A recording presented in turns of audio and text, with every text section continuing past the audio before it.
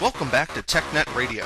It's IT time, and your hosts Blain, Barton, and John Baker kick off their new series by interviewing Andy O'Donnell, a product manager with the Microsoft Office team. Listen in as they discuss a wide variety of topics, such as Office 2010 planning, deployment tools such as the Office Deployment Toolkit, migration strategies, virtualization, Office web apps, as well as a little preview of Office 365. Blain, the mic is yours.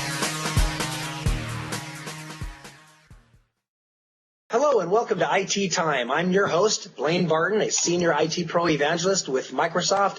And today with me I have my co-host, peer, and of course friend, John Baker. How you doing, John? I'm doing good. Snowed in, but I'm doing well. Good deal. Good deal. And with me today is our guest, Andy O'Donnell, the product manager for the Office 2010 team. Welcome, Andy. Thank you, Blain. Thank you, John. So let's get into the interview. So Andy, can you tell us just a little bit about yourself, maybe your background and the role you have with Microsoft? Sure thing. So I've been with Microsoft now almost 2 years, and I came from the University of Michigan, which had a great program there. And I got introduced to Microsoft first by working with some of the business consulting teams. And then I moved into IT, so I could be into the IT-focused teams in marketing, so that I could be focused on what I really like, which is the geeky gadgets and everything geeky to do with Office and Windows, etc. So that was kind of what led me to where I am today.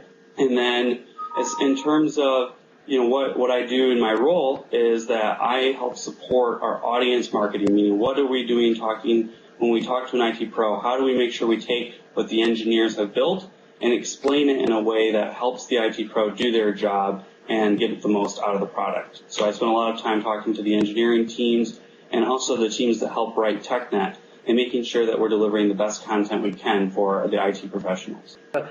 So your focus is on multiple products or mainly Office? Oh, mainly Office. I mean, I have to, be able to work with teams, the team like the IT pro audience team over in Windows, for example, due to all of the synergies there. But I mean, my focus, of course, is Office. Okay, so and that's focus in the enterprise or the professional area, right? That's not consumer. Yeah. Okay. So with Office 2010, I think we have like two versions for the professionals. Is it standard and Pro Plus? Yes, that's correct. So as an IT professional, there's really... What was that? Sorry, go ahead. I was interrupting you. Go ahead.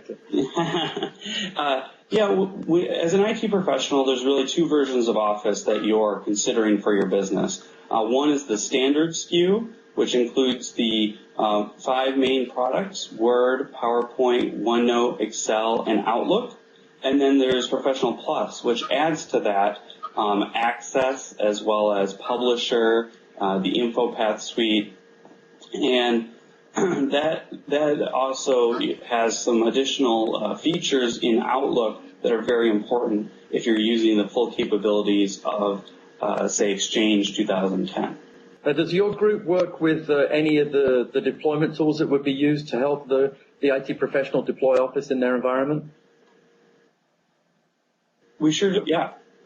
I mean, the reason the versions are very important is that actually applying some of the deployment tools requires that you use those versions, the standard or the Professional Plus, meaning that to be able to customize your Office installation, to be able to then apply group policy to it, it works best with those two SKUs. So yeah, we work closely with a lot of the different deployment parts of Microsoft. So we work with Windows and some of the great programs. So for a customer out there, some of them might have heard of the Windows Jumpstart program, and there's a couple different versions of it, but those programs are for even small companies using some of their planning services vouchers, all the way up to big companies who want to do a full-scale pilot and get out up to 500 PCs up and running on Windows 7, Office 2010, other optimized desktop tools. So Andy, tell me a little bit about, as you're rolling out these deployments of Office 2010, what are the key tools and technologies that you'd use around implementing this in your infrastructure? Sure, Blaine. We've got some really good tools out there for IT pros planning their Office deployment, and they kind of work into, three main categories. First are the tools that you would use in sort of your explore and discovery phase. Then you've got tools that help you when you're actually ready to pilot and deploy. And finally, you have some tools when you're ready, you've already deployed it, and you're just managing Office from there on out. Things like going back to the discover and explore, one of the first questions a lot of IT pros has is, okay, I'm moving from Office 2003 in a lot of cases. What about all my files? Are they going to work with Office 2010? And so we have the Office Migration Planning Manager tool that helps IT pros scan the files that are in their organization, and then gives them back a report letting them know which ones are going to convert, which ones could have potential problems. It also scans for macros and which macros are going to be potentially compatible or not. So it's a very useful tool for IT pros trying to get a handle on migrating a lot of users and files and data. We also have and part of that tool. Go ahead, John. I was going to say, and part of that tool includes the ability to convert the convertible files. That's correct. Yes, it allows you then to actually convert them to OpenXML format. Say, is that done in an automated fashion, or do they have to do it on a file-by-file basis? The conversion, once you've told it which files to select, it will do it automatically. So you just have to choose. Okay. But if there's a file that it says it won't convert correctly, then you're able to go in and try and fix that file. Usually, almost, we've done this with millions and millions of files, right? This is the files that come up typically that aren't going to convert well are ones with very, very complex macros, and sometimes the object model has changed from 03 to 2010, and so the IT department needs to work with their in-house developers to look at that, and we've provided an additional tool called the Office Code Compatibility Inspector that actually will go through the macro and give you an output showing you which lines of code have changed. Now, it's not that it won't go through and change the lines for you, that will tell the programmer, okay, this is the object that changed, here's a suggested replacement line of code. But it does require someone to actually go through and make sure that that is correct and the macro works the way expected. But your everyday files, PowerPoints, no problem. Right. Okay. And as with anything, if it does come up with that and tell you to change that line, there should always be some testing done before you actually deploy it in production, right?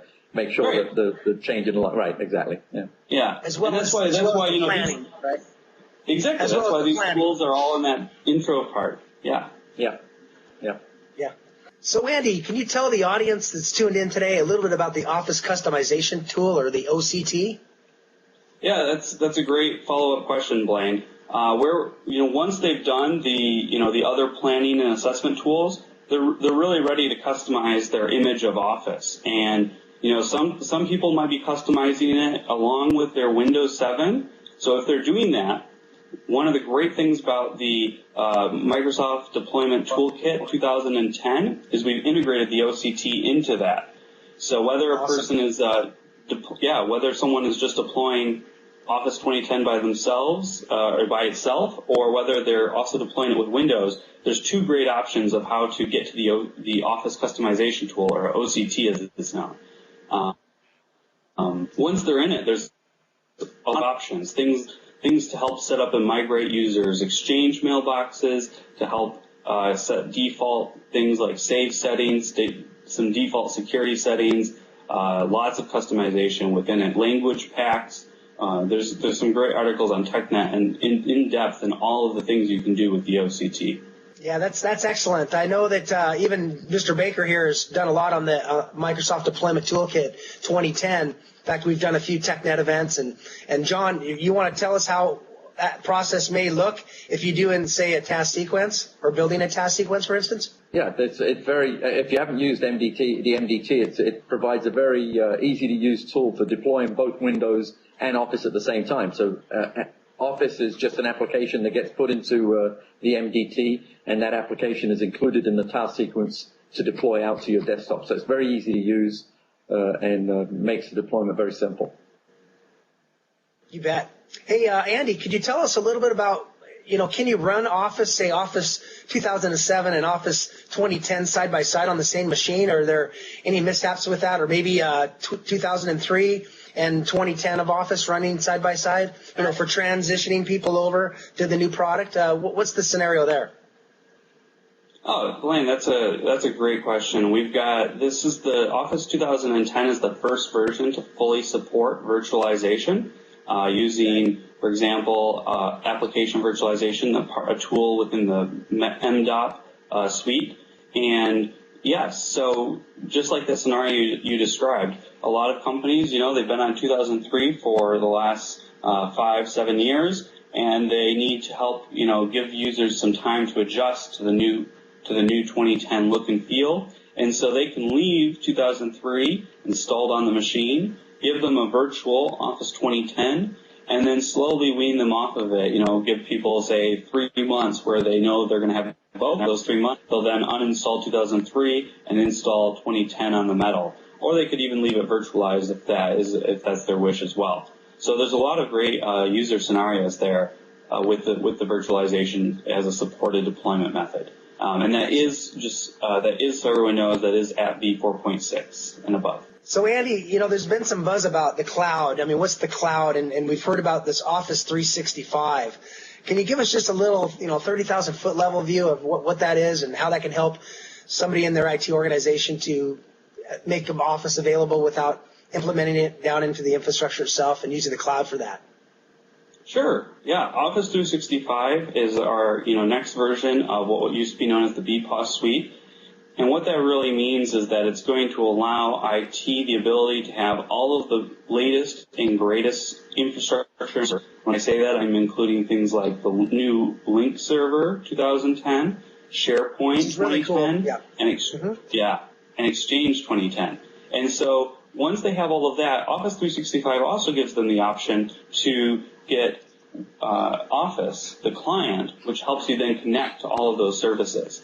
And that is a really, really great part of it. So you still use Office, but then you're able to harness all of the infrastructure being hosted by Microsoft, all in the cloud, getting the latest and greatest. And it's kind of neat to be able to say, hey, go to a SharePoint site to click on a Word document. You don't have Word local on the box, and then it goes ahead and spawns those Office web apps, if you will, or the Office 365. Is that basically how it's working? Well, so within Office 365, there are the web apps, and there is also the client. So the web apps are really great for quick editing, quick viewing. You can imagine, if users are familiar with, say, SharePoint 2007, one of the things is you always have to click and download a document before you see the right one I want. With the web apps, it allows you to quickly view in any browser, any modern browser. So we support Firefox, Safari, and IE. And, again, it's just using JavaScript and HTML. So the web apps are a great addition to the Office family. Excellent. So, Andy, what are the web apps that are available in Office 365? Is it all of the applications?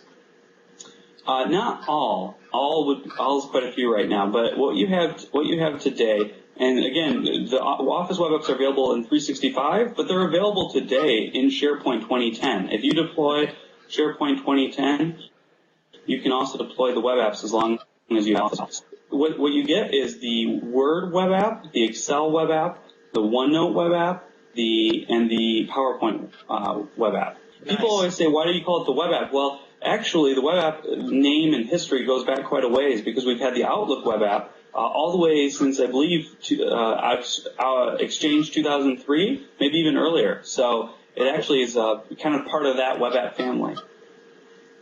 Yeah. Now, you mentioned that it was viewing only. I thought that you could do more than just view in the web app. Can't you do some actual work? No, it's not just viewing only. You can edit. You can edit documents. And one of the neatest ones is the OneNote web app.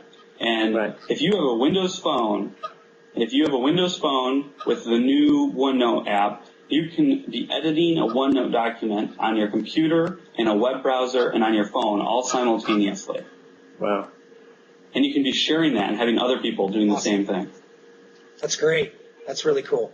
So, Andy, I was wondering, when you look at into the cloud, so to speak, when you're looking at SkyDrive or SharePoint, or the interaction between SharePoint and your IT infrastructure and, say, a consumer at home with SkyDrive, how do these products differ? Because when you say cloud, it's kind of a basic term, right? I mean, cloud can be consumer side, it can be IT Pro private cloud, it can be IT Pro public cloud.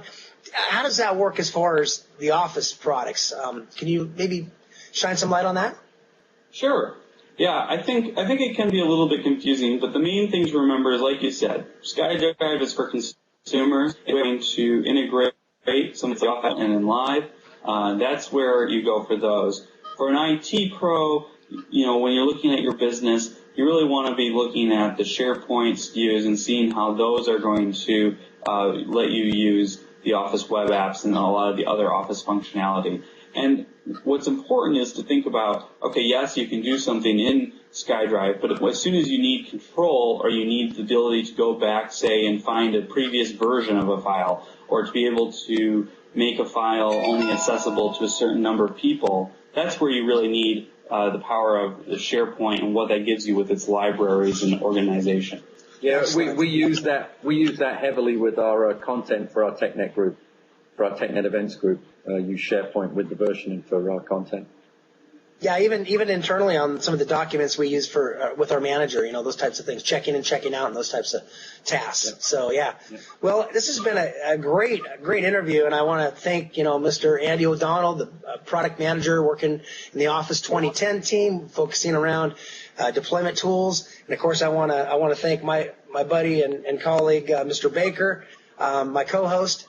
And with that, I appreciate everybody tuning in today to IT Time. With that, it's a wrap. Thanks, Andy. Thank you. Thank you very much. Bye.